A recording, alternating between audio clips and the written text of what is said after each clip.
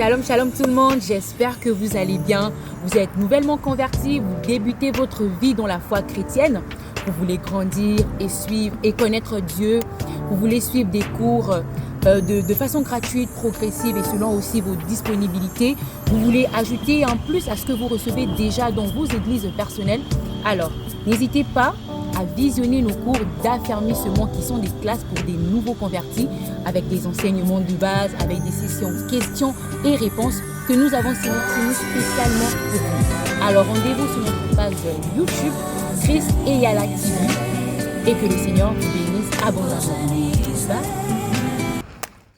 Merci beaucoup, prophète parfait, pour ces moments d'édification et d'enseignement sur notre thème sur la Renaissance. Je tiens à préciser ici que nous suivons toujours notre curriculum, en fait, des cours d'affermissement. Et le thème d'aujourd'hui, c'est sur la Renaissance. Et nous avons eu le privilège de recevoir le prophète parfait qui nous a longuement entretenu par rapport à cet enseignement. Maintenant, nous allons passer à la partie questions-réponses et en espérant que nous avons sélectionné des questions que vous vous posez par rapport à ce thème et par la grâce de Dieu, le prophète parfait va se faire un plaisir de nous édifier afin que les connaissances que vous avez reçues aujourd'hui, parce qu'il a dit beaucoup de choses, mais les connaissances que vous avez reçues aujourd'hui, vous allez les solidifier à travers des réponses qu'il va donner. Donc, dans un premier temps, prophète parfait, qu'est-ce que la nouvelle naissance? Ok. La nouvelle naissance, c'est renaître de nouveau. Ça veut dire que c'est accepter Jésus comme Sauveur et Seigneur par la foi, la repentance et l'action du Saint-Esprit. En un mot, laissez Dieu prendre le contrôle de votre vie en toute vérité, comme il le dit dans sa parole, qui cherche les véritables adorateurs, qui l'adoreront en esprit et en vérité. Mais, pasteur, il y a quelque chose comment dire ça? Il y a quelque chose qui m'intrigue. Parce que quand on dit renaître, renaissance, je comprends pas. Nous sommes déjà nés, je suis né d'un père et d'une mère. Mais comment en fait je peux renaître à nouveau? Ça veut dire peut-être repartir dans le ventre de mon père et de ma mère pour renaître? Comment ça se passe en fait? Pourquoi en fait on appelle ça renaissance? OK. La Renaissance, déjà, vient du fait que on repart dans le livre de Genèse, où la parole de Dieu dit que Adam et Ève vivaient paisiblement dans le jardin d'Éden. C'était des hommes parfaits à l'image de Dieu. Et il s'avère que ils ont péché contre Dieu. Et ce qui s'est passé, c'est qu'ils ont été expulsés du jardin d'Éden. Et le jour où ils ont péché dans le jardin d'Éden, comment on appelle ça, la présence de Dieu fut éloignée d'eux. Et à cet instant-là, comme la parole de Dieu le dit, ils étaient déjà morts à l'intérieur d'eux. Leur esprit, leur personnalité spirituelle était déjà mort. Donc, si je comprends bien, prophète, en réalité, lorsque l'on parle de renaissance, ça se passe dans l'esprit, alors, c'est pas physique en réalité. Effectivement, la nouvelle naissance se passe dans l'esprit parce que c'est l'esprit qui a été vivifié, qui a été transformé, qui a été changé. C'est pour l'esprit que Jésus a été manifesté afin que quiconque croit en lui ait la vie éternelle. Amen. Merci beaucoup, prophète. Maintenant, la deuxième question serait de savoir, en tant que nouveau converti, ok, je me suis converti, comment est-ce que je peux savoir que je suis né de nouveau? Comment est-ce que je peux le sentir? Comment est-ce que je peux le vivre? Comment est-ce que je peux avoir la preuve que j'ai reçu cette nouvelle naissance? Ok, déjà, pour savoir que tu as reçu la nouvelle naissance, comme je l'ai dit précédemment, il faut d'abord que ta foi en Jésus soit vraie. Et comment savoir si tu as une foi vraie en Jésus-Christ? Lorsque on repart dans la parole de Dieu, 2 Timothée chapitre 3, à partir du verset 16, au verset 17, la parole de Dieu dit que toute écriture est inspirée de Dieu, utile pour enseigner, pour reprendre, pour que l'homme de Dieu soit parfaitement équipé pour toute œuvre. bonnes. Ça veut dire que la première des choses que tu dois savoir, c'est que ta foi en Jésus, elle est vraie. Et la deuxième des choses que tu dois savoir, c'est que lorsque tu acceptes Jésus comme Sauveur et Seigneur, tu dois te débarrasser de toute ta vie précédente. Ça veut dire que toutes les iniquités que tu as transportées dans ta vie, tu dois les confesser dans la présence de Dieu. Et lorsque tu vas confesser cela dans la présence de Dieu, l'action du Saint-Esprit sera manifestée dans ta vie. Tu me poseras peut-être la question de savoir, mais comment savoir quand l'action du Saint-Esprit est manifesté dans ta vie?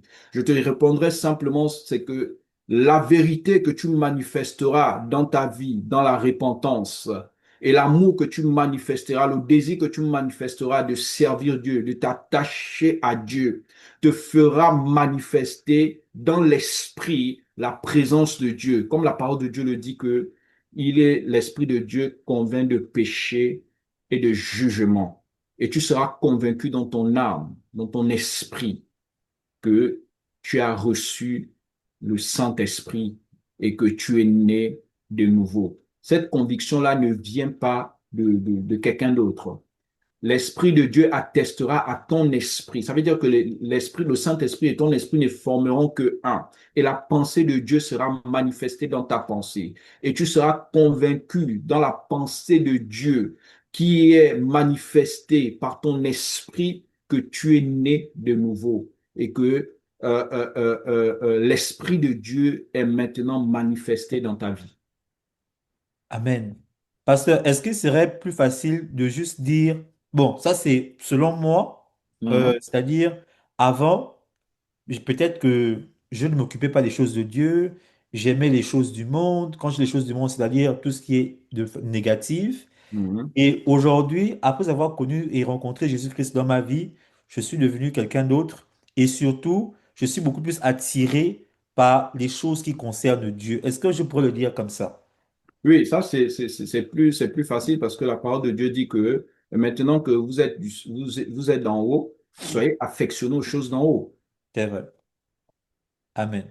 Merci beaucoup, prophète. Donc, la troisième question, c'est de savoir ici, est-ce que la nouvelle naissance dépend de mes efforts personnels? Est-ce que je dois faire des efforts? Est-ce que je peux déjà acquérir cette nouvelle naissance par mes propres efforts personnels en tant qu'être humain? J'essaie de moi-même. Ou bien si ça vient autrement? Est-ce que ça dépend de moi? Ou bien ça dépend, ou bien c'est Dieu qui fait cette action-là? Ok, bon, ici on a plusieurs versets, hein. Déjà, il y a un premier verset qui dit que personne ne peut aller au Père si le Père qui est dans le ciel n'est là point attiré. Ça veut dire que tous ceux qui servent le Seigneur Jésus aujourd'hui ont été appelés par Dieu. Ça déjà, c'est une partie, une étape de la vie qui montre que dans cette rencontre avec Christ, c'est pas l'effort humain qui a été manifesté, mais c'est le désir de Dieu de t'emmener, de t'emmener à Christ qui a été manifesté. Parce que lorsque la parole de Dieu dit que personne ne vient au Père si le Père qui est dans le, personne ne vient à moi si le Père qui est dans le ciel n'est là, point attiré, point attiré. C'est-à-dire que pour venir à Jésus, il faut être attiré par Dieu. C'est-à-dire qu'il faut être attiré par Dieu. C'est-à-dire que c'est Dieu qui t'emmène de là où tu es pour t'emmener où tu dois aller en Jésus. Donc, ça, c'est le premier aspect. Maintenant, le deuxième aspect, la parole de Dieu dit que ce n'est ni par ta force, ni ta puissance, mais c'est par celui du Saint-Esprit. Ça veut dire que la continuité de l'action la nouvelle naissance dépend désormais de l'esprit, de la manifestation du Saint-Esprit dans ta vie. Maintenant, il y a un autre verset qui est clair, qui précise le, à ta résolution répondra ton succès. À ta résolution répondra ton succès. Ça veut dire que quelque part, il faut admettre en toi une résolution pour faire quoi? Pour laisser Dieu t'attirer, laisser l'Esprit de Dieu se manifester, laisser, laisser ton esprit t'emmener à la repentance. Donc, tous ces versets-là nous conduisent dans deux choses. La première des choses, ces versets nous montrent que c'est de la volonté personnelle de Dieu, comme la parole de Dieu le dit, que celui qui met pour le vouloir et le faire. Ça veut dire que la volonté de vouloir servir Dieu n'émane pas de nous, mais elle émane de Dieu. Le faire aussi n'émane pas de nous, émane de Dieu. Mais la seule chose qui est essentielle, c'est que, qui est à ta responsabilité, c'est la résolution. Parce que Dieu peut t'appeler, peut te tirer et tu refuses de venir. Donc, l'Esprit de Dieu peut te dire de changer ceci, tu refuses de changer.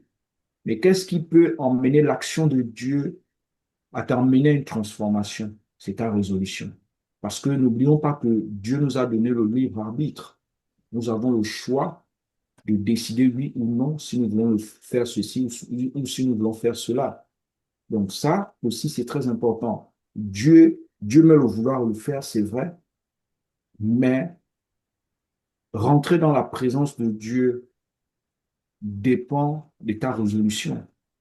C'est pourquoi la parole de Dieu dit que à ta résolution répondra ton succès. Donc, quelque part, tu es aussi responsable de vouloir ou pas rentrer ou rester dans la nouvelle naissance. D'accord.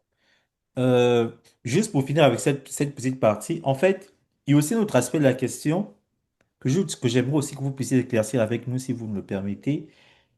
Souvent, il y a des choses, il y a des, bon, je vais le dire clairement, il y a des péchés en réalité, il y a des choses qu'on n'arrive pas à abandonner facilement. Et moi, ce que je voulais savoir en tant que nouvellement converti, c'est est-ce que c'est cette action de renaissance qui donne la capacité maintenant de lutter contre ces choses que nous pratiquions avant, qui ne glorifiaient pas Dieu, que nous pouvons maintenant abandonner par l'action du Saint-Esprit, vu que d'après vos explications, enfin, j'essaie un peu de résumer ce que vous avez dit que la renaissance, en fait, c'est sous l'action du Saint-Esprit. Maintenant, est-ce que à travers cette action-là, il m'est possible maintenant d'abandonner des choses anciennes, les choses que j'aimais faire qui ne glorifient pas le nom de Dieu, pour vraiment vivre cette manifestation et cette présence dans ma vie? Effectivement, comme je l'ai si précisé précédemment, que l'Esprit de Dieu te convainc de péché et de jugement. Il te convainc du péché. C'est-à-dire que le péché que tu commets, il te convainc de cela. La répétition du péché et l'abondance du péché, l'Esprit de Dieu te convainc de cela, que ceci est un péché, ceci est un péché, ceci est un péché. Il te convainc, il te prévient, il t'avertit, il te met en garde que ce péché-là peut te conduire à ceci. Un peu comme, vous voyez par exemple, je vais prendre un cas, le péché de la fornication. L'Esprit de Dieu aujourd'hui, quand on regarde la parole de Dieu nous dit simplement que la fornication est un péché. Or, où est-ce que l'Esprit de Dieu nous convainc lorsqu'il nous parle de la fornication? Lorsque l'Esprit de Dieu nous parle de la fornication, maintenant, qui est biblique, qui est dans la parole de Dieu, l'Esprit de Dieu nous dit que voici, la fornication va te conduire à une maladie incurable, par exemple. La fornication va te conduire, par exemple, à une grossesse indésirée. La fornication va te conduire, par exemple, à un sacrifice ou un rituel. Le simple fait d'aller forniquer, tu peux tomber sur des personnes qui attendent des rituels. La fornication peut te conduire, par exemple, à une déstabilisation de ta destinée. Voici ce que l'Esprit de Dieu t'emmène à comprendre lorsqu'il te convainc. Parce que quand il dit convaincre, quand on parle de convaincre, c'est d'apporter les arguments de ce que tu dis afin de pouvoir prévenir la personne pour que la personne sache exactement qu'en faisant ceci, voici ce qui va se passer. En faisant cela, voici les résultats que j'aurai. Donc, quand la parole de Dieu dit que l'Esprit de Dieu te convainc de péché et de jugement, c'est que l'Esprit de Dieu, lorsque tu l'as et qu'il est en action dans ta vie, l'action de l'Esprit de Dieu, c'est de parler avec toi comme je parle avec vous, c'est de pouvoir répondre à toutes tes questions et te montrer la voie que tu es censé prendre qui te conduira vers la liberté, qui te conduira vers la présence de Dieu, qui te conduira vers la sécurité et te montrer aussi la voie inverse. Si tu prends cette voie, voici là où tu partiras. Donc, en gros, c'est un peu cela.